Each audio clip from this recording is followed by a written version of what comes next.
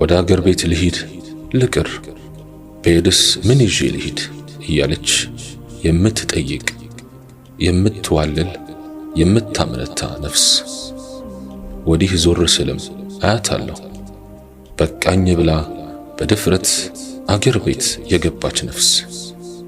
ሆኖም ግን ለተወሰነ ጊዜ በቤተሰብ ቆይታ አድርጋ ያሰበችውና የጠበቀችው ባለማግኘቷና ባለማየቷ ግራ ገብቷትና ካርታ ጠፍቷት ወደ ስደቱ ዓለም ልቅር ልመለስ ብላ የምታኮበክብ ማረፊያ ያጣች ነፍስ፣ ከርታታ ነፍስ። ሐቂቃ ይህች ነፍስ ታሳዝነኛለች። ብክነቷ ያሳዝነኛል። እረፍት ማጣቷ ያሳስበኛል። እንደ ጣረች እንደ ለፋች ለራሷ ሳትሆን ሌሎችንም ሳታረካ ከምንም ሳትሆን በዚሁ መካከል ጊዜና ቀን ይሄድባታል። ጊዜ ብቻውን ሳይሆን እድሜዋንም ወዝዋንም ወጣትነቷንም ውበቷንም ይዞ ይሄዳል። እሷ ግን ሐሳቧ ሌላ ነው። ሰውን ማስደሰት፣ ለሌሎች ማሳለፍ፣ የብዙዎችን የህይወት ቀዳዳ ለመድፈን ስትባክንና ስትባዘን ዓመታትን ብታሳልፍም እሷ የኮንትራት ዓመቷን እንጂ የምድር ላይ ዕድሜዋን አትቆጥርም። ሳታስበውና ሳታስተውለው በሰው ሀገር 5ም 6ም 10ም 20 ዓመትም አሳልፋለች። የሚገርመኝ ይህች ነፍስ ስስት የሚባል ነገር አታውቅም። ብዙ የኸይር ቦታዎች ላይ አያታለሁ። ዲናዊ እንቅስቃሴዎች ላይ በብዛት እመለከታታለሁ። በየቻናሉ በየሶሻል ሚዲያው በተለያዩ በጎ ስራዎችም ላይ ተሳትፏ እጅግ ትልቅ ነው። ደግሞም የሌለችበት ሀገር የለም።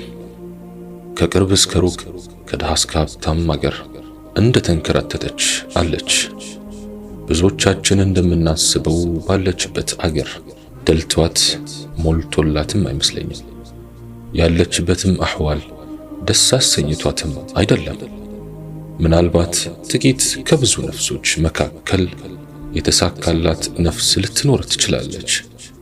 በእርግጥ የምትገርምም ነፍስ ናት።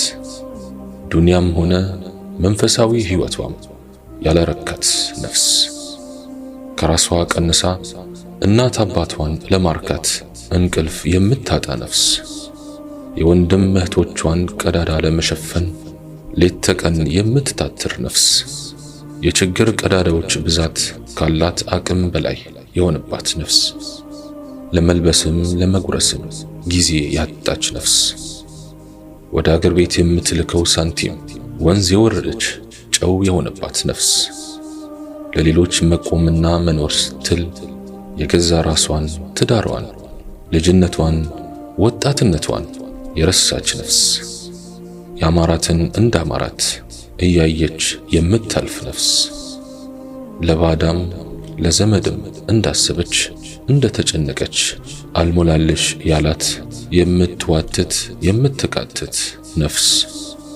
ያለችበት ሁኔታ እሷና ጌታዋ ብቻ የሚያውቅላት ነፍስ፣ ሰዎች ያልተረዷት እሷም ራሷን ማስረዳት አቅም ያጣች ነፍስ፣ መቼ ይሆን ለኔም ለሌሎችም የሚያልፍልን ብላ የምትጨነቅ የምትፍሰለስል ነፍስ፣ የራሷ ብሶት ሳያንሳት ሰዎች በበደል ስሟን የሚያጠፏት ነፍስ፣ የዋህ ነፍስ፣ ሚስኪን ነፍስ፣ ሁሉንም የምታምን ነፍስ፣ አሳዛኝ ነፍስ።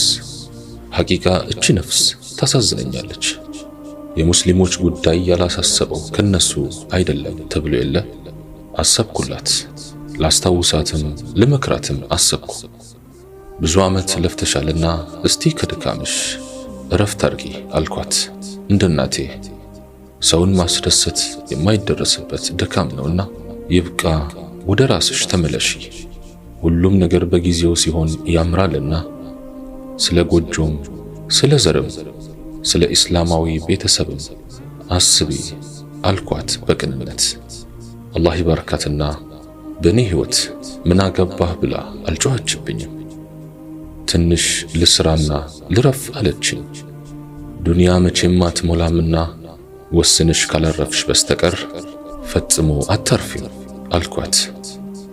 የብዙ ዓመታትን ሩጫ ያላረፍሽውን የአንድና የሁለት ዓመት ብክነት አያሳርፍሽም። እንኳን አንቺ ባለትንሽ ኑሮ ትላልቅ ሀብታሞችም እንኳን ማረፍ ስላልፈለጉ ብቻ ማረፍ አልቻሉም አልኳት። ትላልቅ ቤቶች፣ ትላልቅ ቀዳዳዎች እንዳሉባቸው ነገርኳት። እድሜ ልካቸው እንደሮጡ ቀብር እንደገቡ አነሳውላት። ምንድነው የሚያሳርፈው አለችኝ። ይመስለኛል እንጂ ገንዘብ አያሳርፍም፣ ንግድ አያሳርፍም፣ ጥሩ ገበያ አያሳርፍም፣ ጥሩ ፍራሽ አያሳርፍም፣ ቆንጆ ቤትም አያሳርፍም፣ ታዋቂ ሰውም ማወቅ አያሳርፍም፣ ትልቅ ሰውም መተዋወቅም አያሳርፍም፣ ትልቅ ድርጅት መስራትም አያሳርፍም። የሚያሳርፈውማ አላህ ነው። አላህ በትክክል ካመንን እናርፋለን። በኢማንና በየቂን በመብቃቃትና ባለን በመርካት እናርፋለን። ኢማን በአላህ ማመን ሲሆን የቂን ደግሞ በሱ ላይ እርግጠኛ መሆን አልኳት። ሀብታምነት የገንዘብ ብዛት ሳይሆን የነፍስ መብቃቃት ነው። ስለዚህ በጥልቀት እመኚ፣ በኢማንሽም እርግጠኛ ሁኚ አልኳት። ኢማን የማይሰራው ተአምርም እንደሌለ ነገርኳት። በኢማን የአይነ ስውር አይን በርቷል። ጨለማ መንገድ ተከፍቷል። መሃን የነበረው ወልዷል። በአንቀልባ የነበረ ጨቅላ ተናግሯል። እሳት ቀዝቃዛና ሰላማዊ ሆኗል። ባህር እንደ ደረቅ ሜዳ ተከፍሏል። ባህሪዋን ጠንቅቆ ላወቀ ዱንያ ምንም አዲስ ነገር የላትም። ዱንያ እንዲህ ናት። ዱንያ ሁሌም የትም ብትሆን ጎዶሎ ናት። ድከም ያለው አላህ ያጎደለለትን ዱንያን ለመሙላት ይሮጣል። የለየለት ሥራ ፈት ማለት እሱ ነው። ሰው ቁርሱን ቶኪዮ ላይ ሲቀምስ፣ ምሳውን ዱባይ ላይ ሲበላ፣ ለመክሰስ ፓሪስ ቢያርፍ፣ እራቱን ኒውዮርክ ላይ ቢያሳድርግ ዱንያ 10 ያልሞላች 9 ናት። የሰው ልጅ በወርቅ ሰሃን ቢበላ፣ በብር ኩባያ ቢጠጣ፣ ስፕሪንግ ፍራሽ ላይ ቢተኛ፣ በውድ ልብሶች ቢዋብ ቢያጌጥ፣ ዓለም ስሌቷ አሁንም 9 ነው። ሰው በቻይና ግንብ ላይ ቢንጠለጠል፣ በካሊፎርኒያ ድልድይ ቢሻገር፣ ከኳላላምፑር ታወር ቢሰቀል፣ ከኤቨር ተራራ ላይ አናት ቢደርስ ፈጽሞ የዱንያን ጫፍ አይደርስባትም። ዱንያ አላህም ሲፈጥራት አደፍርሶ ነው። ብክነት፣ እረፍት ማጣት፣ ሐሳብ ማብዛት የሰው ተፈጥሮ ነው። ትላልቅ ባለጸጋዎችም ጭምር እረፍት ያላገኙባት ሀገር ናት ዱንያ። ዱንያ ከፍ ሲሉ ወደ ታች የምትመልስ ጉደኛ ሀገር ናት። ሀብታምን በገዛ ምግቡና መኝታው ላይ ሐኪም ሲያዝበት ታያለህ። ልሙት ሽሮ ብላ መሬት ተኛ፣ ውሃን እንጂ አትጠጣ። አሜሪካኖች የሀገራችንን ተፈጥሮ፣ እኛ ደግሞ የነሱን ህንፃ እንናፍቃለን። ዱንያ ላይ ሁሉም ቅብጥብጥ ነው፣ እረፍት የለውም። አንዱ የታየው ሌላው አይታየውም። እናም ወዳጆቼ የምናርፈው በኑሮአችን ከፍ ስላለን አይደለም፣